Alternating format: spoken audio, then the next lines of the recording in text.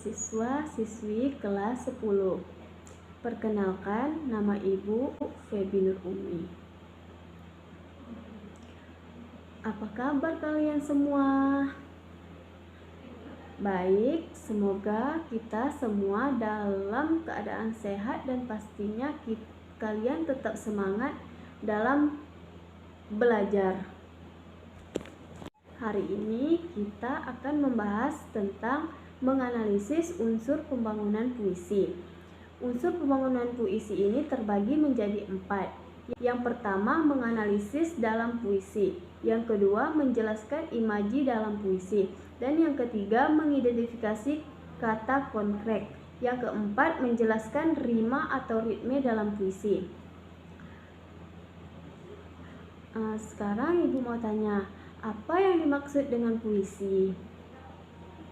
Puisi adalah salah satu bentuk karya sastra yang banyak disukai karena disajikan dalam bahasa dan bersifat imajinatif. Bahkan, puisi juga dianggap sebagai rangkaian kata-kata yang menggambarkan perasaan menulis atau penyairnya. Yang pertama itu menganalisis diksi dalam puisi. Menganalisis diksi dalam puisi, dalam menulis puisi yang penyair harus dan cermat dalam memiliki kata-kata terdapat mewakili makna yang disampaikan serta menimbulkan keindahan yang diinginkan. Adapun diksi muncul karena adanya makna hiasan, lambang, dan persamaan bunyi. Yang pertama, makna kiasan atau disebut dengan konotatif. Sekarang Ibu akan mengambil tentang contoh puisi yang berjudul Aku, karya Khairil Anwar. Aku ini binatang jalang, dari kumpulan yang terbuang, luka dan biga kumbawa berlari-lari hingga hilang pedih dan perih. Yang kedua, lambang. Lambang dalam puisi banyak digunakan untuk mengganti suatu hal atau benda dengan benda lain. Ada lambang bersifat lokal, kedaerahan, nasional, dan ada juga yang bersifat universal atau berlaku untuk semua manusia. Yang ketiga, persamaan bunyi atau rima. Pemilihan kata di dalam garis puisi maupun dari satu baris ke baris lain mempertimbangkan kata-kata yang mempunyai persamaan bunyi yang harmonis. Berdasarkan jenis-jenis rima itu terbagi menjadi 2. Yang pertama, dilihat secara vertikal atau yang selalu disebut persamaan bunyi pada akhir garis dalam suatu bait. A. Rima sejajar. A. Yang kedua, rima kembar. A, B, B. Rima berpeluk. A, B, B, A. Yang rima bersilang. A, B, A, B.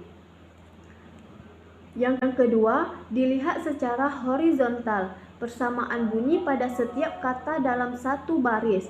Contoh rima horizontal. Yang pertama, aliterasi, yaitu persamaan bunyi konsonan pada setiap kata dalam satu baris. Yang kedua, asonasi. Asonasi ini yaitu persamaan vokal pada akhir kata dalam satu baris.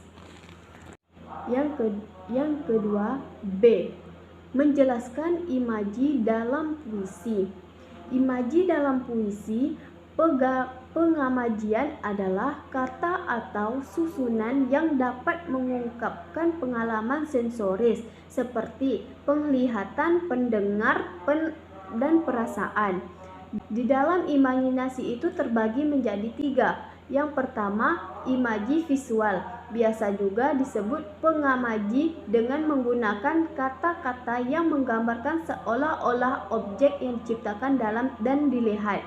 Yang kedua, imaji auditif, sering juga disebut dengan pengimajian dengan menggunakan kata-kata ungkap. seolah-olah objek yang dicitrakan sungguh-sungguh didengar oleh pembaca. Dan yang ketiga, imaji taktil, pengimajian dengan kata yang mampu memengaruhi perasaan pembaca sehingga ikut berpengaruh perasaannya. Dan yang D, menjelaskan rima dan ritme. Dalam fungsi, rima adalah persajakan atau bunyi yang ditimbulkan atau huruf dan kata-kata. Kalau ritme adalah penggantian tinggi rendah, panjang pendek, dan keras lembut ucapan bunyi. Dan yang C, mengidentifikasi kata konkret. Dalam fungsi, kata konkret ini adalah kata yang kemungkinan munculnya imaji dapat ditangkap indera. Ini berkaitan dengan kemampuan wujud yang fisik objek yang dimaksud dalam kata itu untuk membangkitkan imaji pembaca. Contohnya, kata salju. Salju yang berwarna putih dan rasanya dingin bisa digunakan untuk mencapai makna. Berdasarkan jenis bunyi yang diulang, ada 8 jenis tentang rima, yaitu yang pertama, rima sempurna, persamaan bunyi pada suku kata terakhir. Dan yang kedua, rima tak sempurna, yaitu persamaan bunyi yang terdapat pada sebagian kata terakhir. Yang ketiga, rima mutlak, yaitu persamaan bunyi yang terdapat pada sebagian dua kata atau lebih secara mutlak atau suku kata sembunyi. Dan yang keempat, rima terbuka, yaitu persamaan bunyi yang terdapat pada suku kata akhir terbuka. Dan yang kelima, rima tertutup, yaitu persamaan bunyi yang terdapat pada suku kata tertutup atau konsonan. Dan yang keenam, rima alterasi. Rima alterasi ini yaitu persamaan bunyi yang terdapat pada awal kata, pada baru yang sama atau baris. Yang ketujuh, rima asonasi, yaitu persamaan bunyi yang terdapat pada asonasi lokal tengah kata. Yang kedelapan, rima disonasi, yaitu persamaan bunyi yang terdapat pada huruf mati atau konsonan. Baik, ini saja yang saya dapat sampaikan mengait materi menganalisis unsur pembangunan puisi. Saya akhiri dengan wabillahi taufiq wal hidayah. Wassalamualaikum warahmatullahi wabarakatuh.